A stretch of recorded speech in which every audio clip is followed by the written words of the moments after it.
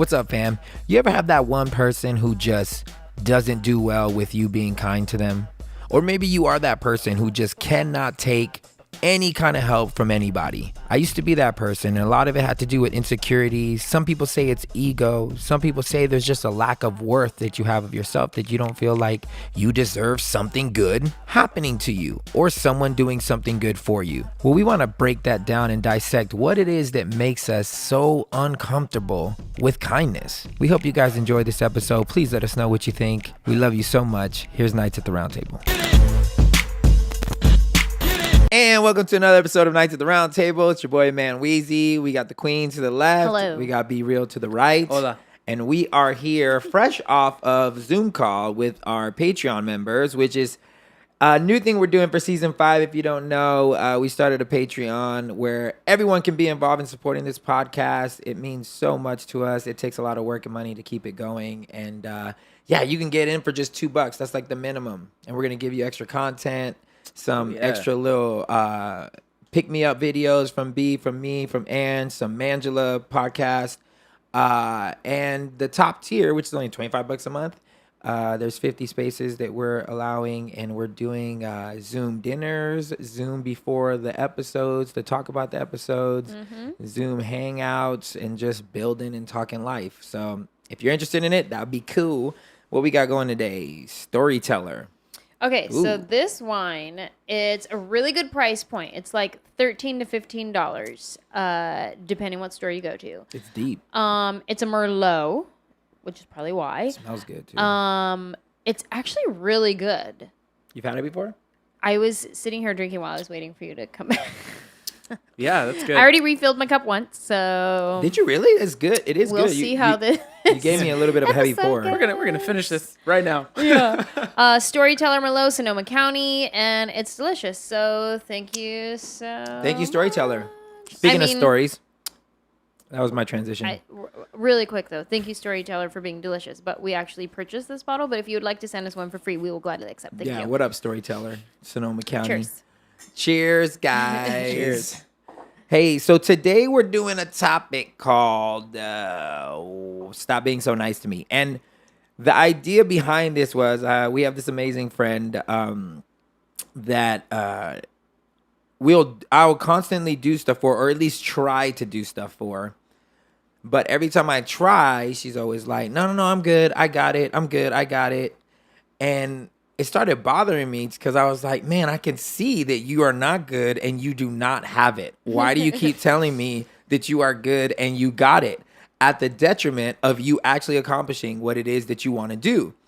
And so finally I was just like, yo, what's up? Like, why do you keep denying a blessing? And she was just like, I just gotten used to being on my own for so long and doing things on my own for so long that it just doesn't feel natural to accept a kind gesture. And that's when I was like, damn. So you've gotten to the point where you have tricked yourself into thinking that it's better to not get help, to try to do it on your own, whether it gets accomplished or not, more than likely fail, all because you feel like you are not worth someone helping you out. And that really rocked me, which made me think, if she's thinking this way, feeling this way, there's more than one person feeling this way. And we, in our Zoom call, we asked them, Jennifer it was, and she mentioned that it was an ego thing for her. She wanted to feel like she got it. Yeah. And she didn't like the idea of not having it. So it was a very much an ego thing of putting that down in order to receive any help. Or even ask for help. Or even ask for help. She wasn't accustomed to asking for help. And so that's what I'm just like, I just wanted to bring to the table, which is like, I don't know if you guys feel this way. I've never felt, I don't mind asking. Well, stop. It depends on what we're talking about, because we live in LA and the only thing I ever really need is rides places. And sometimes when I'm getting my cars worked on or whatever, and I hate Ubering because anybody who knows me knows that I got stomach issues. So I don't like being in a car that I don't have control over. So I don't like Ubering. So that's not an option. But whenever I need to get someone to take me somewhere to pick up my car or take me to the airport, I do feel bad. And there's very few people that I will actually ask for that. There be times Manny needs a ride and I can't take him, and then he starts like stressing out because he's not going to take an Uber. And I'm like, why don't you ask so-and-so? Why don't you ask so-and-so? And he's like, nah, I'm not going to ask them because you feel like, why wouldn't you ask those people? I feel fully confident in myself, but at the same time, and I mentioned this to Jennifer. I mean, I mentioned this to the whole Patreon. to the Patreon fam. I said, I'm okay with denying things that I wouldn't do for Right. someone else. Right. Not that I wouldn't want to. It's just that most people like flying out in the morning, and the morning is when my stomach is the most insane, gnarly. So if they needed it, I would gladly pay for their Uber, because a lot of people don't have, the problems that I do. But because I wouldn't do that, I would do it midday, more towards the afternoon, because I'm like, okay, but not early in the morning. I am not your guy. So I remember one time somebody asked me to take them to the airport, and I live out of the airport, like when I'm touring. Like, Right. always at the airport, always at the airport. And I finally had one weekend off. And this person asked me to take them to the airport. And I was like, no. This is my one weekend. I don't have to go to the airport. I'm for sure not going to go drop you off. But I will pay for your Uber. And they were so offended that I offered to pay for the Uber instead of take them. Yeah. And it caused a little strife for a little while. But I was like, I'm sorry. Maybe I'm selfish for that. But I'm going to choose to be selfish right now because I've been at the airport every single weekend for like the past and it's few months. LA. You can't, Dude, if it's a different it's place, a journey. it's So like different. for those of you that are not flying out of LAX, like it can be a hassle and a half. Like because it's an hour it's- there, yeah, hour it's an back. hour there. You're trying to find parking if you go by yourself. So like Maddie and I, when we travel, we always just go for Uber. Like I legitimately hate placing that burden of traveling to that dark place called LAX to take us to the airport. And so, like, and even if we do have someone who we know take us, we always pay for their gas.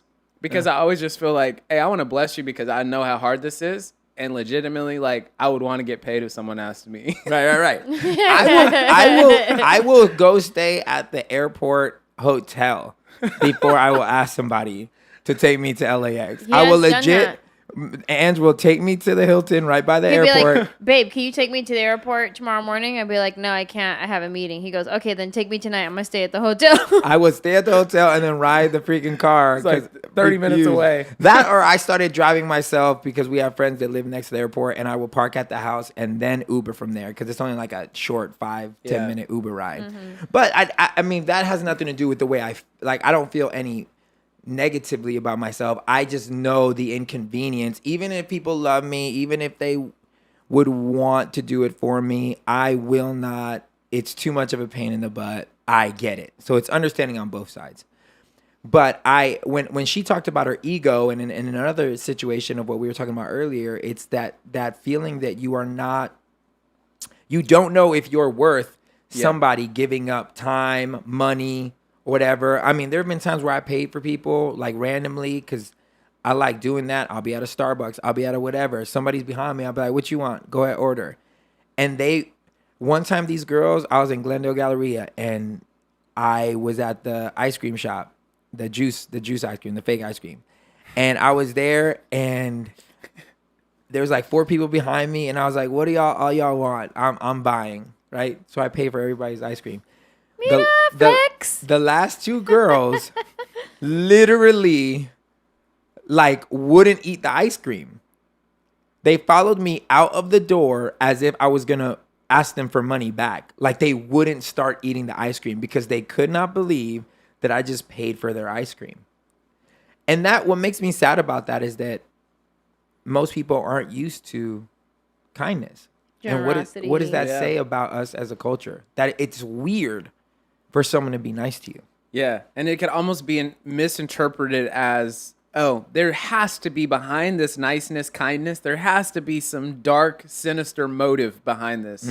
Like you legitimately can't give a compliment without being seen as somewhat of like, okay, what do you want from me? Right. You know, it was funny because when I was in the dating scene, it was like, I wouldn't even necessarily consider myself a huge flirt. I was just a nice guy. But that niceness was always interpreted as, oh, what do you want? Yeah. They're like, no, legitimately, I think you have the most amazing eyes, you know? Like, it's not like I'm trying to get into your pants right now. And that's how it's interpreted as. Like, there was some motive behind it. But it's interesting because I think as Christians, right, we are called to love our neighbors. Now, again, this isn't actually like just the people who you're around in your neighborhood. Neighbors apply to everyone, anyone Who is not you. who is not you. Yeah. Exactly. So if we're called to love our neighbors as ourselves, like that involves acts of kindness and generosity and words of affirmation and acts of service and gifts and stuff like that. So in the same way, it's like in the way that we are supposed to be giving that, it ought to be our culture amongst believers at least, but it's not. Yeah.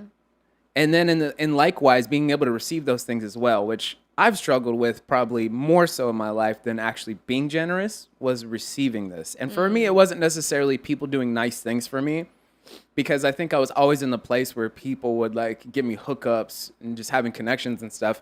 But for me, it was actually like people complimenting me or giving me like, not necessarily encouragement, but like saying nice things about me. So like early on, I got really good at basketball because I worked extremely hard for it. And early on, there was a lot of people who would begin to be like, oh my God, you're the best middle school basketball player I have ever seen in my life. I've been coaching for 30 plus years, you know?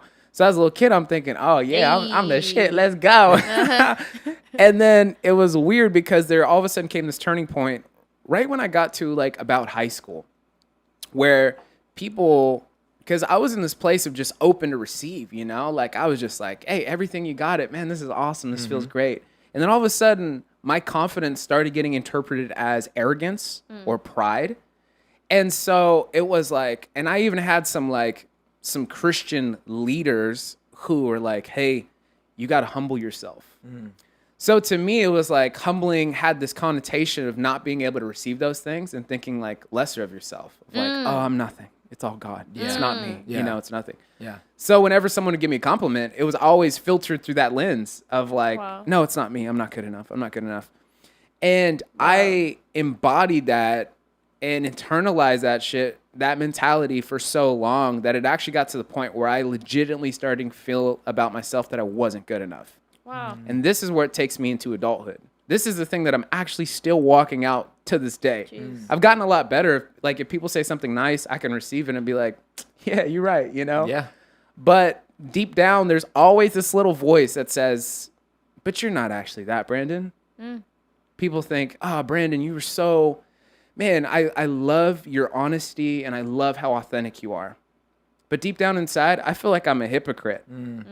But it's not necessarily because I'm a hypocrite. It's because I just don't feel like I'm good enough. Yeah. So whatever it is that you're ascribing to me or trying to, the gold that you see in me, it's tough for me to see that gold in myself. Yeah. That's why I can't, like, when I was younger, it was very hard for me to receive those kind of compliments. But it's the same thing I've noticed for a lot of people. It's like, it's tough for people to accept being celebrated. Yeah. That's like a huge thing for people. Even what you're saying about the gold, I see the gold in you. It's like somebody could say that to you because you've been through the refiner's fire, right? And you are this now spectacular thing. And they're like, oh my God, I see the gold in you and that's amazing. And you're like, yeah, but I had to go through the fire. Yeah, but I had impurities though. Yeah, but I had, so thanks, but I was just, I had to be in that little process over here. You didn't see that part. And it's like, we all do. We all have to be in that process. Absolutely. But that doesn't deny that you are now this diamond, this gold, this whatever it is that people see, and people see through their lens and their filter, and they don't know all the faults and things that we wrestle with in our own mind. Yeah. And I feel like it's almost validation, like God and God's grace, like when someone gives us a compliment and we know that we're not perfect, it doesn't negate what they're saying about us. Like, it's almost like God sending someone to say how we truly feel, even though we may feel dark on the inside or feel shameful on the inside or feel whatever on the inside because I'm not perfect. And God's like, you're not supposed to be perfect. It's fine. Let me send Susie over here to say, oh my God, you're so talented. Yeah. And I feel like those could be like affirmations, like God saying, hey, stop beating yourself up. Susie, go, please tell him he's gold, please. Thank you. Well, I always think it's so unattractive if you compliment somebody and then they brush it off. I used to do it all the time when I was in music and touring, and I would always get compliments. You're the best this, you're the best this, and I would always be like, "Well, be with you." Oh, it's God, because I was, I came from a background where people tried so hard to make me out to be this like conceited, whatever person. Even though I don't really like, if you know me off stage, I don't long for the stage. I don't like being on stage. I'm good at it, but I've done karaoke once in my life because I hate being on stage if I don't have to be on stage. I just don't like it. But I would always get so many people that, complimented what I was doing and the talent that I had, and I would always just point it to God and deflect until somebody told me one time, like, hey man, it's actually more honoring for you to just accept the compliment and say thank you, because to them you are manifesting the multitude of talents and creativity that God has in his people. Like, to them praising you is a version of praising God. Some of them don't know because they think it just ends with you, but what they're really telling you is the gifts that God has given you, they're amazing. You can internally register their compliments, even though it sounds like you're amazing, you're amazing, you're amazing. Internally register it as, oh, what they're saying is the gifts that I've been given are amazing. Thank you, Jesus. And then just tell them, thank you so much. I appreciate it. Because at least they feel heard, as opposed to dumb that they're complimenting you and you're telling them, no, don't compliment me. It's all him. Yeah. You know what I'm saying? Like, that's a false humility. Yeah. It really is a false humility, because you had a part to play in it. Yes, God gave you talent, but talents are all over the place. And there's a lot of people that don't take advantage of it. They don't use it. They don't do anything with it. So you had to do something to garner that type of praise. Internally, it's your job to make sure that you always understand this is God-given. I worked on it. Right. But the foundation is God-given. You know what I'm saying? So it took a while for me to really let that register, that it wasn't conceited. It wasn't me being cocky. Mm-hmm. It was just acknowledging, God, you did something in me that's different than everyone else, and somebody's noticing it. Let me appreciate that. You know what I'm saying? I have a very similar situation. I think it's a little bit different with women.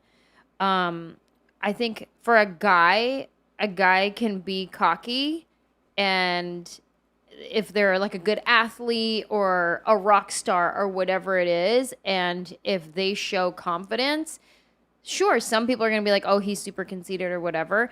But for the most part, I think that's more widely accepted than a woman embracing herself and saying, yeah, I'm beautiful and I'm talented and I'm these things. I think it's a little bit different.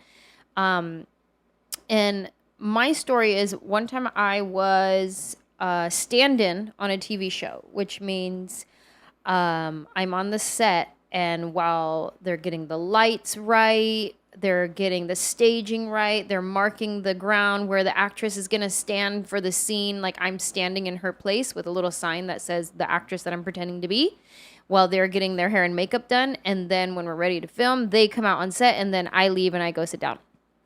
And so I was a stand-in on this TV show, and we had a guest actress come on the show. Her name is Meghan Markle. You may have heard of her. I'm not quite sure. She's like royalty and stuff like that now. Mm-hmm. It's fine.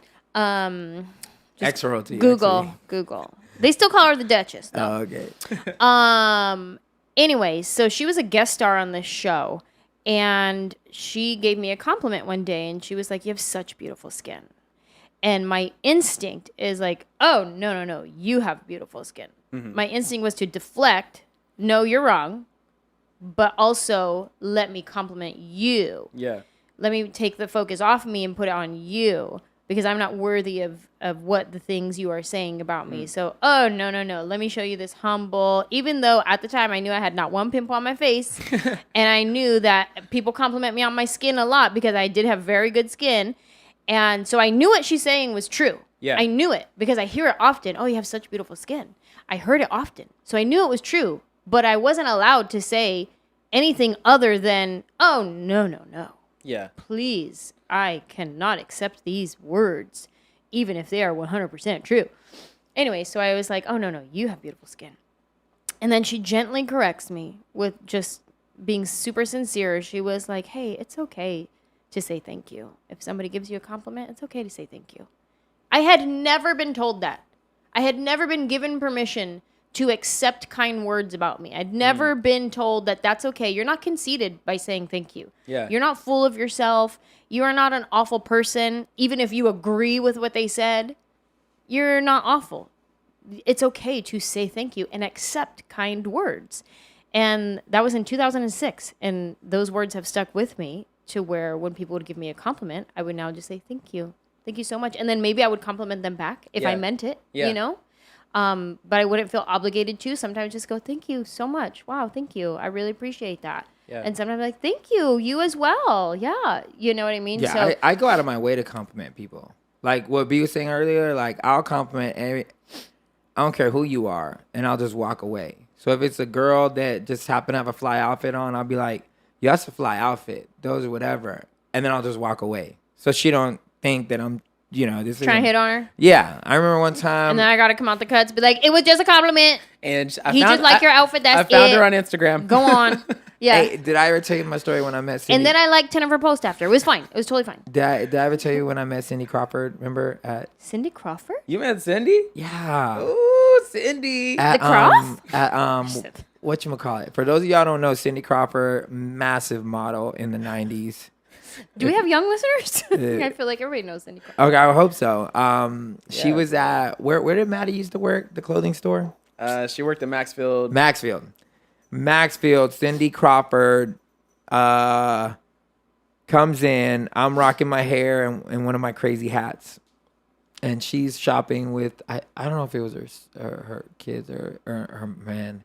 But anyway, she walks over to me and she's like, wow, that is amazing hair with an amazing hat. And my response was, thank you. Here, you want to try it on? Because you still look very good. That's what I told her straight over the face. Still look very good. I was like, girl, you look. Girl, you 46. You looking like 26. You still very good. You want to try my hat on? She's like, no, I could never rock it like you. I was like, well, some of us got good stuff, some of us don't. I was just playing with her. But I was like, in the face of one of my biggest crushes ever, I was like, I'm going to take this compliment because I don't know if I'm ever going to see her again. And at least she's going to know this little boy is confident. I mean, she could have thought I was cocky, but we laughed about it. I don't think she was whatever. But hell yeah, Cindy Crawford, Maxwell. Dude, that's pretty cool, man. I'll never forget that. Cindy Crawford. What was one of your most memorable compliments that you've ever received? And think of yours too. Oh, man. I'll go first so you guys have time to think. Okay, yeah. I already know mine. I have a really great one, and then you have time to I don't have a specific one, but This is very specific, but it's my favorite compliment ever. I was auditioning for the Oakland Raiders cheerleading squad. 700 girls at this open call tryout at the Hilton in Oakland, California. I made it to the second round where you then learn a dance routine. At this point, it got cut down. Maybe it's like 300 girls now. We're in this big banquet room, and we're all learning choreography. Now, I am not a trained dancer. I was a cheerleader growing up, did Pop Warner cheerleading, which is very different. And it's very stiff, rigid moves, tumbling stunts, and like all that kind of stuff. And this was more dancing, like turns, pirouettes, point your toes, and pretty and flowy, and like all that kind of stuff. I was not that girl. So I had never done dance training, and I'm here in this banquet room learning this very technical dance routine. And I have no idea what I'm doing, but I have rhythm. So I'm just selling it. I'm just giving it my attitude like I do. And I'm just like, yes, queen, doing all my stuff, whatever. and trying to do the turns. And I'm like, all right, I fell, but that's fine. Who cares? Anyways, the choreographer gets off the stage. She stops the music. She has her little Britney Spears microphone on, and she comes weaving through the crowd. And she comes up to me, and she's like, clearly, you have no dance training, but you have something that cannot be taught. And that is the best compliment I've ever had in my entire life. Wow. Backhanded as it may be, I fully accept it because I know exactly what she was saying. Yeah. Is beyond the fact that I had no business being in that situation, trying to prove myself next to trained dancers. I had something within me that she can't teach that from the stage. All these other girls I've been training, I cannot teach them to do what you are doing right now. And that is something special and unique to you. And I've held on to that for years. I was 20 years old when I heard that. Wow. I don't have a specific one. I have I one, like though. you do have a specific one? It sparked something in me. So I grew up playing basketball. It was the first sport I really remember playing. I played a little bit of baseball, and then I did taekwondo, and I got my black belt, and I quit. No, you didn't. You got Little past known that. fact about me. Like I whenever never got past the white belt that came with the uniform. I didn't get past that one. the starter belt. That's a little known fact about me. Whenever you're at like, those weird ice breaking type event type things, and they're like, little known fact about yourself. People never guess that. I'm a black belt in taekwondo. So I always I'm a weapon. I want to see you animal get in a man. fight. I've only gotten in Black 5. belt, balloon animal. I've only gotten in 5. I'm 5-0, and I don't plan on making it 6-0. Maybe when I have kids someday. But so in 4th grade, actually this was in 5th grade. I went to a basketball camp at UC Berkeley, also known as Cal. Okay, had a great time there. Growing up, my dad used to take me to games there. It was 25 minutes from where I grew up, and I loved basketball. My goal is to play professional basketball someday. But after 5th grade, on the last day of camp, I told my dad, as a 5th grader, I said, Dad, I'm going to be the next point guard at Cal.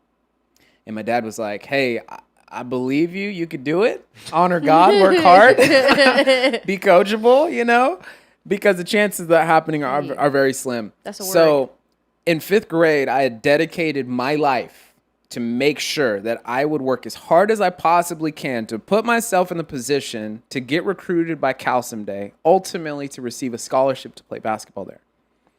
So I am dedicated. I am in 5th grade. There was this guy, shout out to Ryan Price. He would come pick me up from the house at 5:45 a.m. and we would go to the gym. I'm in 5th grade, waking myself up. I'm like, let's get better. I got to get to Cal. So come freshman year, I make varsity, youngest player at my school in its history to make the varsity team.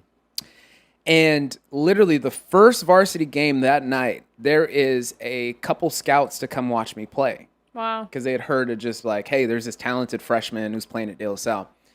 And one of those coaches come to see me was an assistant coach at Cal at the time.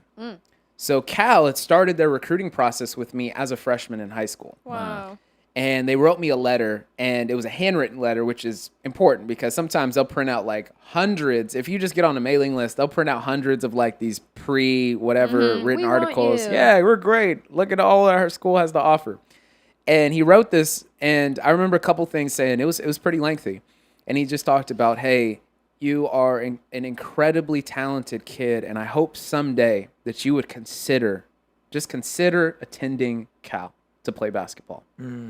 And I remember I was reading that letter in the locker room after the game. I'm a freshman in high school, and I just started crying because it felt like, wow, this is the best compliment that you think this highly of me. And to me, I received it very well because I'm like, I know how hard I've been working for the last 4 years. And I know obviously the journey wasn't ending, and I would end up going there on a full ride scholarship 3 years later. But it was one of the best compliments that my dream school that I wanted to go to was now saying, please consider us when you pick your school to go to. Wow. And it was That's such an awesome dope. They moment. give me the chilies. Man, I know I have serious ones like this, like meaningful ones. But all I remember, the ones that make me smile the most, so mine is a little bit more. Me when I tell you you have a cute butt. Thanks, queen. Me when I look at your face and I go, damn. Thanks, queen. Not those ones? I love my life. No, not. I'm not saying. I think the most. I always tell you this. I always tell people this that the compliments I love the most are when older ladies compliment me. Like I always get complimented by older ladies, like older, and they'll just look me in my face and tell me exactly what they think about me, and I love it because they're so honest. They will literally be like, "Ooh, boy, look at you! You look so good. What? How old you is?" They'll say all the craziest stuff, and to me, I'm like, "Oh, they're past their years of bullshit. You know, they're just gonna tell me exactly how they feel, and they mean it, and it's gonna be amazing." So those things always make me smile and make me happy, and it could be about anything. But if I was to think of a deep compliment, I mean, I don't know. The only one that comes up is when Toby gave me a good compliment, but it was, I don't want to say backhanded, but I know exactly what you're talking about. I think that's a good story to tell. when because everybody, speaking on the lines of being cocky or whatever. So in my industry, I don't want to say everybody, but let's just say some people were running their mouth talking shit. Never to my face, because obviously if they said it to my face, we would have some problems and they would meet pre-Jesus Manny. But that's not how that industry is. It was all behind your back. So they would say stuff like, man, he's all about money, or he's cocky, or he's whatever, da da da da da. So anyways, we're about to do this tour with Toby Mac, and it's his first time doing his Hits Deep tour, which is still going to this day. It's like his big tour. And we were on the roster, and it was one of the most amazing tours ever. All we did was play cornhole, basketball at every freaking major college, because that's where we had all our shows. And we would play ball before the show. We would play cornhole. We had tournaments. It was just the most amazing fun ever. We get to the end of the show, the end of the tour, last show. We're doing our big tour party. And Toby stops the whole crowd and is like, we had probably like 50 of us that was traveling on that tour. And he was just like, hey, I just want to ask forgiveness. And I just want to say I'm sorry to somebody on this tour. And so he calls my name and he's like, Manny, I just want to say forgive me, forgive us, the band, because, we heard that you were, difficult or like cocky or, this type of person. But man, they were so far from the truth. You have done nothing but love us. We love you. It has been a blast doing this tour with you. And we just want to publicly say we're sorry and forgive us. And everybody like clapped and thought it was a beautiful moment. And it was. In my mind, I was like, who the fuck is talking shit about me? I was so That's angry. what I want to know. But look, at least at the end of the day, and this is what, if anyone knows me and they spend time with me, I know that that's the same outcome that they're going to come out with. And so it was good to hear him say that, especially in front of people, because it's something I do believe about myself. Yeah. I don't lack that confidence about who I am. I'm past like figuring out who I am and being afraid of what other people think I am. It's like, yo, if you don't think I'm something, you can kick rocks. Like it's all good. But the most important thing that I wanted to draw in this podcast, that I wanted to draw out of each person that's listening, is you have to be able to acknowledge and identify what it is that's making you say no or uncomfortable with kindness. Mm-hmm. If you can't find that, there's nothing more unattractive than a beautiful person saying no to kindness or pretending that they can do everything on their own. It is not weak to need help. It's weak to need help and act like you don't need help. That's weakness for anyone who can truly see into your life. With our friend, I can see into this person's life and know that this person needed help, but by her pretending to be strong, showed me that she was really weak. She thought that she had to play this game. She had to play this charade and convince me that she was strong enough to do it, while I watch her life kind of slowly fall apart in certain areas. So if you're that person, the most strong, and even biblically speaking, like God is attracted to our weaknesses. It's the verse that people always use, it, in my weakness he is made strong. And I've always taken that verse to mean that when I can acknowledge that there are parts of my life, that there are things that I do that I'm not the best at, that I need his help, that is the very reason and intention for his death on the cross and his sending of the Holy Spirit, to guide and help and to assist, because we don't have it all figured out. Yeah. And I no longer think it's cool or smart or strong for me to be that person anymore. So now if I need help, I'm going to say it. That was the whole reason in, starting the Patreon, even though we did not want to do it at all. But a little insight into my mind, it is hard to produce, edit, come up with ideas for anything, like start completely over while I'm still doing all the other things that I'm doing. And paint the studio, order things, decorate. Like, so much stuff, which, mind you, is all coming out of our pocket. We're spending thousands a month just to keep this thing going, me and Ange. And we're honest because, I can see myself in the future like being tired or getting like worn out, or be like, man, I'm not going to be able to keep doing this at this pace. I need help. And which is why we started the whole Patreon thing, to see who else really liked what we were doing enough to be like, we'll support you so that you can keep going. Because to me, it is easy to keep going if I don't have to edit. I don't have to worry about this. I don't have to worry about that. All we have to do is come up here, talk, and be what we are. You know what I'm saying? So to me, it was important for me to let someone know, hey, I can't do everything. And even though it's on very public forum, I don't mind it, because it's me letting y'all know in a very real way, I need help. So if you want to help, that's amazing. And I'm not afraid to expose my weaknesses anymore. Yeah. And I think within that too, you see that people want to help and be of support. And when we put our pride down or our ego down, then we can see that people want to help and support. I think another thing, when some people could be listening right now going, I have no problem accepting help from people. I think this touches on our love languages as well, like acts of service, words of affirmation, quality time. What are the other ones? You got gifts. Gifts. You already said touch. And I think words of affirmation, acts of service, gift, touch, and there's one more. Quality time. Okay. So if somebody's love language is acts of service, they can easily accept help from people. When someone says, hey, how can I help you? Anytime you and Maddie come over and Maddie's like, hey, Anj, what can I do? And I'm like, guacamole. You can start prepping these veggies. Yeah. I will not hesitate. I will not be the girl that's like, no, I got it. Everybody, it's cool. I got it. I'm like, oh, I'm about to get overwhelmed. Just do something, please. Thank you.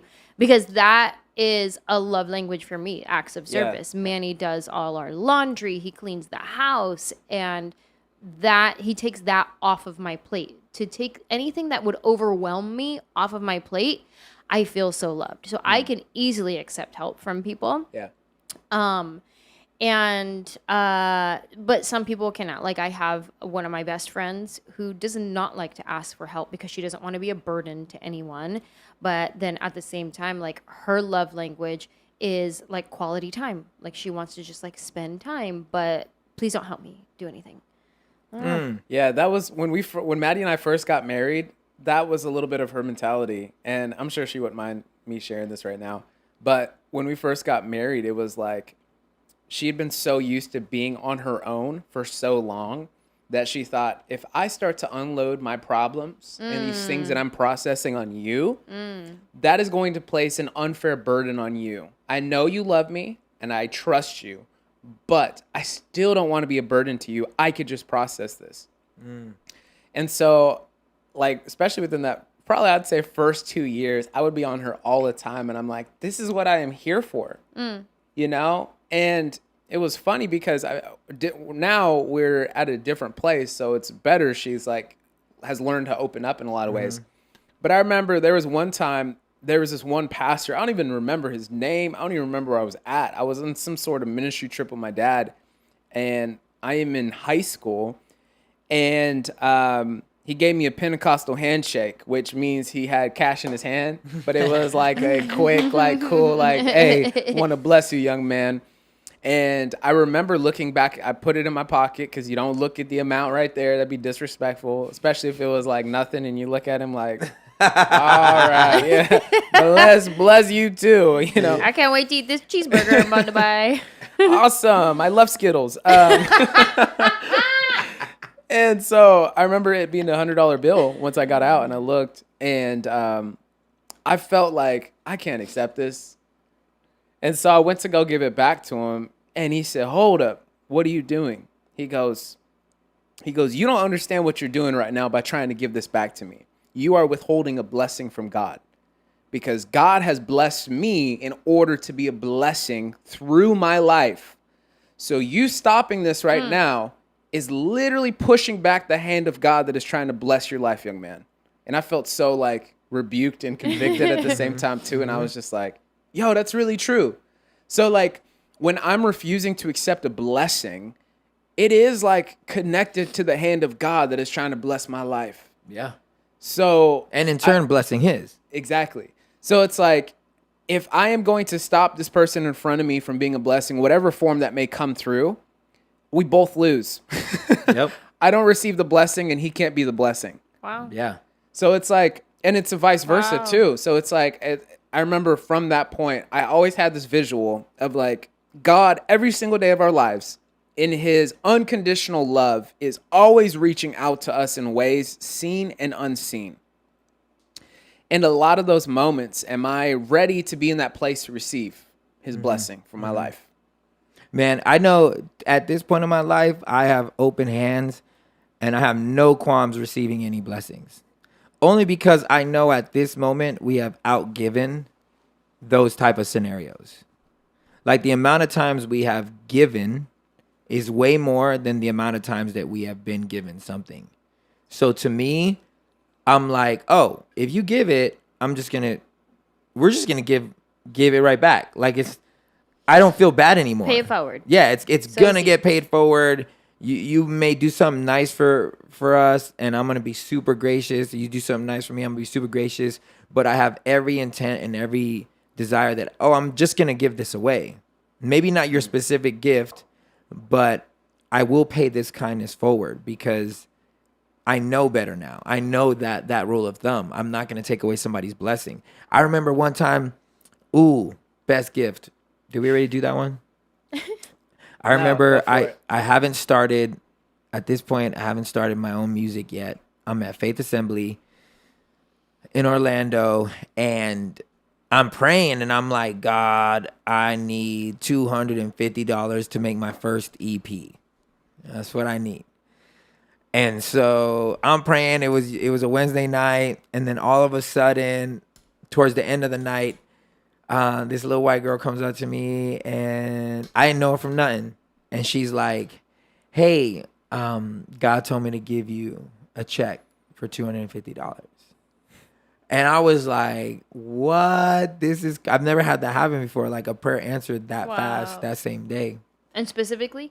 Specifically, she's like, God just told me to give you $250. And I was like, oh my God, you don't understand. Like I was praying for it, blah, blah, blah, blah, blah, blah. I took that money. I wasn't like, oh, no. I was like, no, That's the Lord. yeah, this is like God. I took that money. I pressed up my first 100 CDs. Wow. And she don't know it, but look how far I went. Yeah. And that was my first, What's her name? I We gotta don't find even her. remember. I didn't know her. White girl at Faith Assembly. But here's the beauty of it. Every single thing I feel, according to God, every single thing that I have done or accomplished in my music career, she will get credit for it. Everything I've ever done. In a heavenly perspective, in a heavenly mindset, she will get credit for everything that I've ever done. Just because of that $250, she had no idea. She had no idea what she was doing. She just probably thought, and that CD was whack as hell. It was like a little, I didn't even have a cover. I didn't even know how to do a cover. But it was the beginning. I sold those 250. Wow. Made money to make the next 250, Yeah. and enough money to make the next 250, and I never stopped. And 2 record deals later, and still doing music, and That's how I feel about my sister. it's because of her. That's my sister.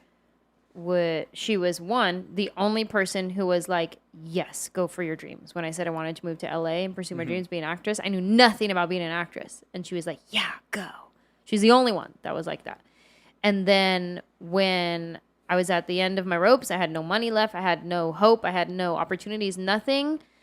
I had no money to pay my rent, no money to buy food to eat, nothing. She would send me gift certificates to the grocery store so I could go get food and send me money to pay my rent because she believed in my dream and she believed in me pursuing my dream. So that's how I feel with my sister. Like, always not indebted to her, but kind of. Like, my success is your success. So anytime I experience something amazing, I want her to experience something amazing because I would not be here experiencing this without you sewing into my life. So I'm constantly wanting, like, what can I do for you? Like, how can I share what I have with you? Because same way, like, I mean, and think about that. Think about that, y'all. If you are the person that has a hard time giving or receiving, depending on what it is, just in those two stories alone, think about what you are preventing by denying kindness in your life. And it's crazy to even be talking about denying kindness. Work on accepting something kind, because you have no idea what that kind gesture / gift is going to unlock in your life. Did I know that girl's $250 was going to turn into more than 250,000 CDs sold? You know what I'm saying? Oh yeah, there's a couple double words. That's just 1 of 5. I'm gonna stop. You know, did I know that was gonna happen? No. Did she know? No. But if she would have never gave it, if I didn't accept it with gratitude, then I wouldn't have a career. You know what I'm saying? So think about that. Think about what you are unlocking by not only being kind and doing these things for people, but receiving the kindness and receiving someone treating you as you should be treated. At the end of the day, the thing that I'm trying to nail into our friend's head when I do kind things for her is, this is the standard to which I feel that you should be treated. If you are not getting this type of kindness on a consistent basis from whoever it is that you end up with or whoever is in your life, they're not doing it right. There's a standard. We should not expect, but be okay, be receiving of the kindness, because we have done nothing but pour out kindness to other people. So we're just getting refilled to let it back out. You know what I'm saying? Don't be a kindness hoard. Give it back out, but receive it. It's important for you to receive it because God is trying to bless you through somebody else so that he can take your life to the next level. Like, for real, for real. Yeah. That's just my 2 cents. Yeah, to me, there's one person. Obviously, my family, I think, man, had a huge part in me being able to accomplish what I accomplished in the game of basketball. But I mentioned him earlier, but it was Ryan Price, and he saw me at a basketball camp in 4th grade, and he came over to my dad and I on one of the days of camp, and he said, "You have the potential to play Division I basketball." I'm in 4th grade. Wow. And he personally never played at that high of a level, but he played in college. And he saw something in me, and he invested in my life for years. From that point on until he had moved down to Orange County my freshman year of high school, he was working out with me on a weekly basis.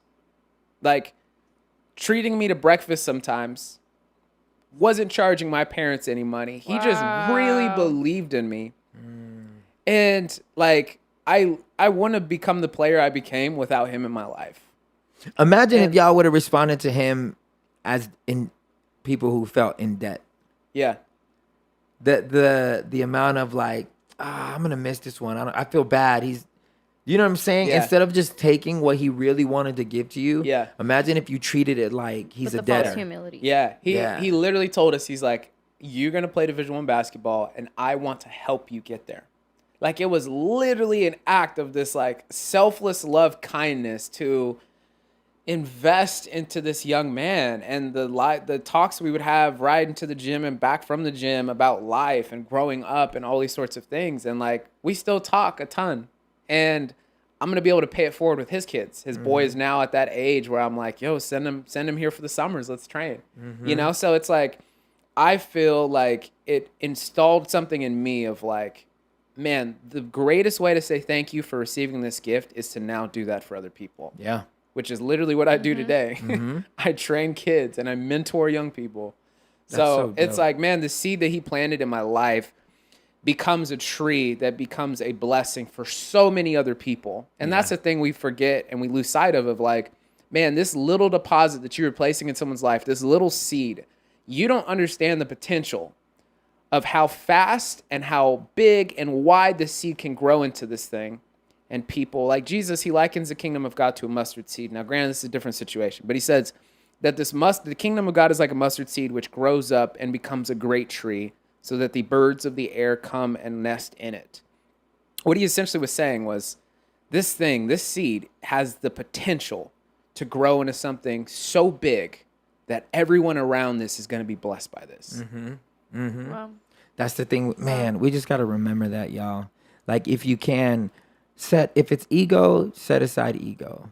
You know, that ego can be your worst enemy. If it's false humility, set that aside. If it's just the feeling of lack of worth, set it aside and start receiving the goodness of what God, the universe, you know, everything that's around you has for you. And you don't know what that's going to unlock in your life. And even more so, you don't know what it's going to unlock in that other person's life. You know, it is a pay it forward type thing. It is a reap what you sow type thing. So we are encouraging you, open your heart, let down your ego, let down your mind, let down whatever it is that makes you feel unworthy. And the next time somebody has something that they want to give to you or do for you, just say yes with so much gratitude that it lights their faces up. Because I know that's what would happen to me if I gave something and somebody just genuinely accepted it and had so much gratitude in their heart. It would make me feel like, wow, I did something of worth today. So don't rob yourself. Don't rob the person. And pay it forward yourself. And you'll see. You'll get it. Once you start paying it forward, you'll get it. Why it's important to receive and then continue to bless other people. So anyways, I hope you guys enjoyed this episode. We appreciate you guys sticking around. For those of you who don't know, we are on YouTube. We're on all the places. So come check us out on the Mind of Manny channel, or actually Manuel Reyes Media channel is where it's at now. Oh, okay. Because I'm doing media. I'm doing other media stuff. I got mics. You Oh, know. it's the media, man. I got You're just mic. lying to I got mics with cameras. I mean, I don't know. With that name media, I thought you were a Christian, but Be careful. Come media find us. is the enemy of God. So. Come find us and subscribe. It's so important. And if you like what you hear, share, Instagram, all that good stuff. And hey, Patreon fam, thank you so much. Patreon.com/NART. Nights at the Round Table. NATRT. Yeah. NATRT. Yeah, I'll put the link in the description everywhere. So, yeah, NATRT. All right, we love you guys. And like we say at this time, we pray that you find a seat at the table. But if you don't, you are always truly welcome at ours. Thank you. Cheers. Cheers. Cheers.